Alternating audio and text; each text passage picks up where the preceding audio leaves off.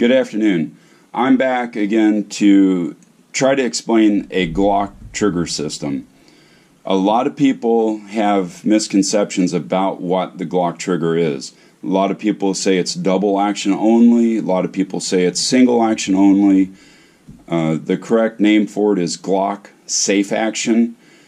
And I'm going to explain to you what that means. It's almost a little bit of both double action and a little bit of single action. A trigger is defined off of what it's capable of doing as far as double action and single action. If the trigger cocks the firing mechanism and then releases it, it has done two separate functions or double action. If a trigger only releases the firing mechanism, then it is single action only. So Glock has a little bit of both built into it. It is a very unique trigger. When Glocks came out, it was probably like the most innovative type of trigger on the market. It was nothing that we had really seen before because basically it was, a startup gun company at the time. So they had a couple really innovative ideas. Now, this is how the trigger works. All right. If you see here, and I've got an assembly out so that it's easier to point this stuff out to you. But if you look right here, this is part of the trigger bar. It's connected to the trigger. Now I shoot New York triggers. Well, this one actually has a regular trigger spring in it. This is one I picked up not too long ago, and I haven't swapped it out. So normally I shoot New York triggers. It gives a lot more filling for the reset. It puts more tension on the trigger bar, and I just feel that there's less problems with that compression spring than this type of expanding coil spring. So this tension spring, I prefer the compression spring. So now, how this works is you've got your trigger bar here.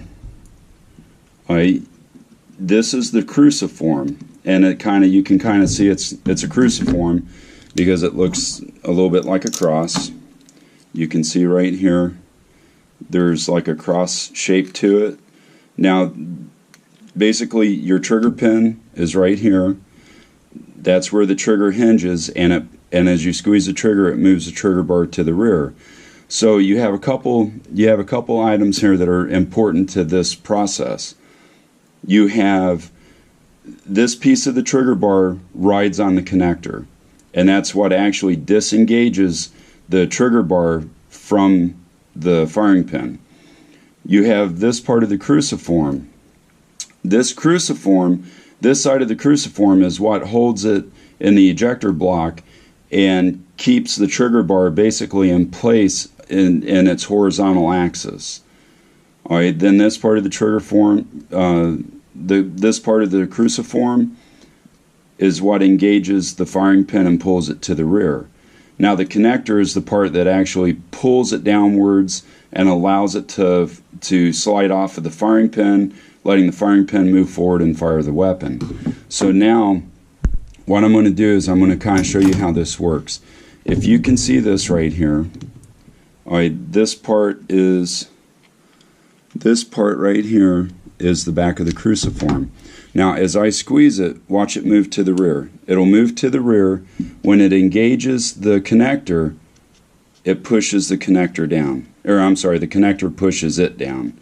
So you can see that vertical drop in the cruciform. Now once it fires and the slide moves to the rear, this part of the slide right here, there's a cam located here inside the slide. All right, that moves across this connector, and now watch what happens here. Try and get it where you can see it. You can hear it reset, and the trigger bar basically lifted up, and as the slide moves forward, this part of the firing pin will engage this part of the cruciform, and as the slide goes in the battery, it will hold that firing pin at almost a fully cocked position. Now, When I release the trigger, you can hear the reset. There's that reset. Now as I squeeze it to the rear, watch what happens to the cruciform. It moves backwards and downwards, and it releases the firing pin again, or it releases the firing pin again, firing the weapon. Now the slide cycles, resets the trigger bar. You can see here that with good shooting technique, I have follow through and I've held the trigger back. So I only release the trigger to the reset. Right there. Now as I squeeze it again, the cruciform moves to the rear, moves down at the same time, and releases the firing pin, firing the weapon. Now the really cool thing about this is that on a Glock, when you're done shooting, and I've used good follow through, I release the trigger. Now watch what happens to that cruciform. There's the reset. I let off more, and look, it has moved back, taking the tension. It moved from about here back to here, and that takes the tension off of the firing pin.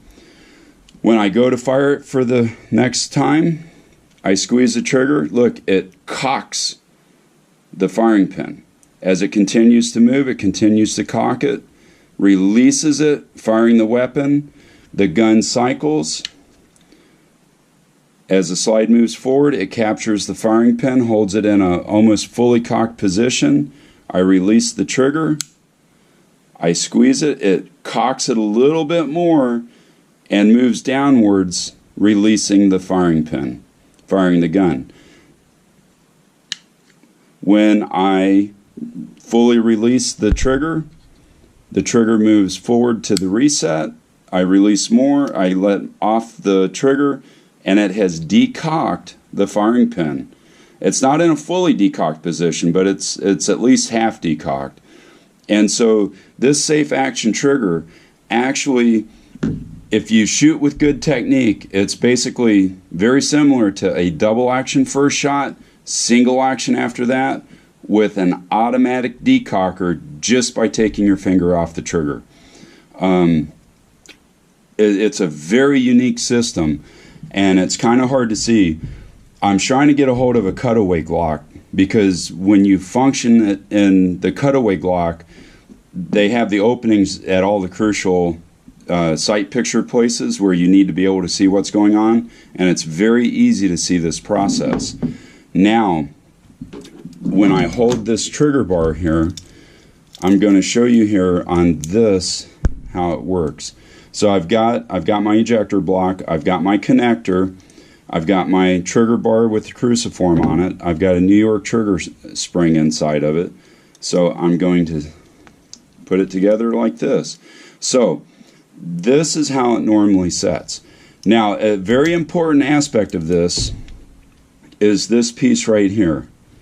See, there is a ramp right here in your ejector block. When you have released the trigger and it's setting in this position, this part of the cruciform is setting on that shelf. So guess what? That keeps from happening.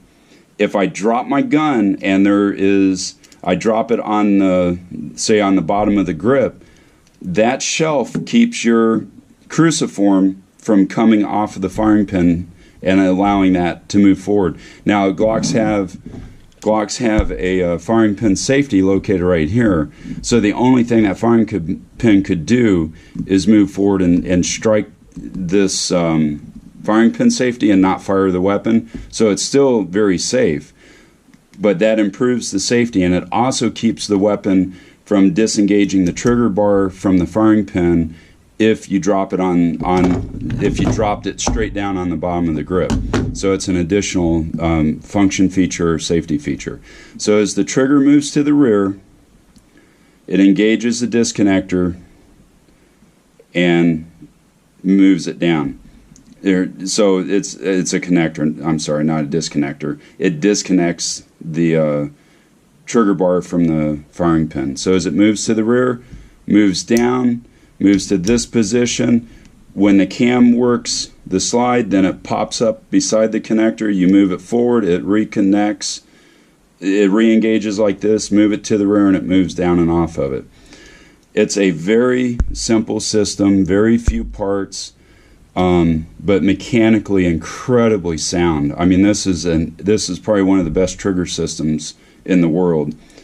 Hopefully now you understand that it is actually more like an automatic decocker.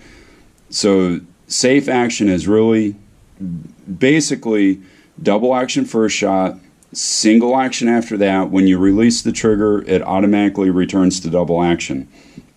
In a Glock, when you cycle the slide, chamber around, the firing mechanism is never fully cocked. Not until you squeeze the trigger all the way to the rear. And then also, as a side note, this part of the trigger bar deactivates the firing pin safety. So as it moves backwards, it moves across the firing pin safety, depresses it, and turns it off. As long as that trigger bar is not moved to the rear, then you cannot move, do it this way so you can see it, you cannot move that firing pin into the through the breech face firing the weapon. Now I'll depress it, push it forward. Now you can see the firing pin is moved forward. If I pull it back, it resets that firing pin, makes the weapon safe. You cannot discharge it unless you squeeze the trigger to the rear. If I didn't explain that correctly, or if you doubt me, I will attempt to do it again so that you understand safe action. If you have any questions or comments, leave them for me, and I'll be glad to address them. Thank you very much.